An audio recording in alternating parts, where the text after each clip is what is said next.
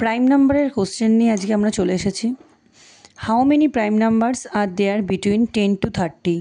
কি বলেছে 10 থেকে 30-র মধ্যে কটা প্রাইম নাম্বারস আছে, এখানে অপশান দিয়ে দিয়েছে। তাহলে আমরা চেক করার জন্য আমরা কি জানি 2, 3, 5, 7 এই চারটে ডিজিট দিয়ে যেই নাম্বারগুলো ডিভাইডেড হবে সেইগুলো হচ্ছে প্রাইম নাম্বার হবে না। আর যেইগুলো ডিভাইডেড কোনো নাম্বার দিয়েই ডিভাইডেড হবে না সেই নাম্বারটা এবং 1 বাদে সেটাই হচ্ছে প্রাইম নাম্বার। তাহলে এবার আমরা দেখি 2, 3, 5, 7 যে কোনো এর মধ্যে একটা নাম্বার দিয়ে কোন কোন নাম্বারগুলো কাট অফ হয়। ফার্স্টেই আমরা জানি 10 থেকে 30 অবধি আমরা নাম্বার লিখে নিয়েছি। আমরা জানি 2 5s are 10, তাহলে এটা কাট অফ, তাহলে এটা প্রাইম নাম্বার না।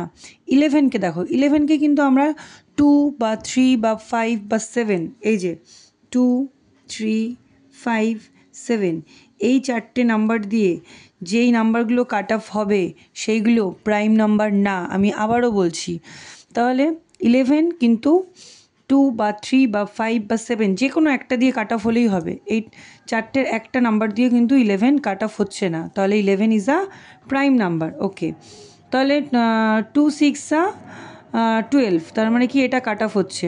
13 কাট অফ হচ্ছে না, তাহলে 13 ইজ আ প্রাইম নাম্বার।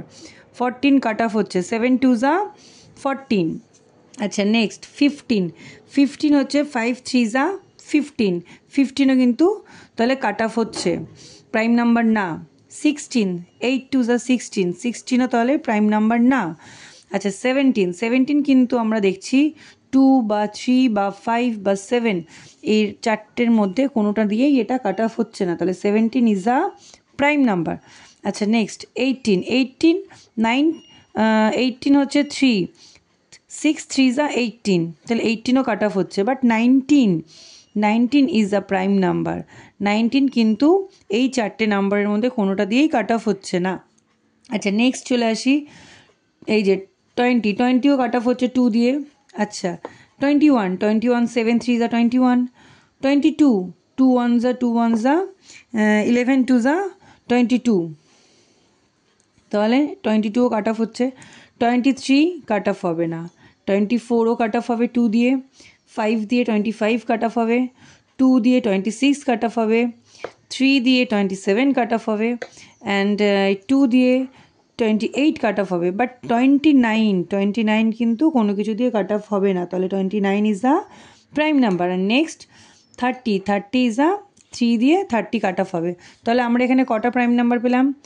1 2 3 4 5 6, তাহলে কটা পেয়েছি? 6, তাহলে এখানে কি হবে? এখানে হচ্ছে 6-এ আমরা টিকমার্ক মারলাম। আশা করছি তোমরা বুঝতে পেরেছো। বুঝতে কোনো অসুবিধা হলে আমাকে অবশ্যই কমেন্টে জানাবে, আমি যতটা পারবো তোমাদেরকে বোঝানোর চেষ্টা করব। Okay students, by.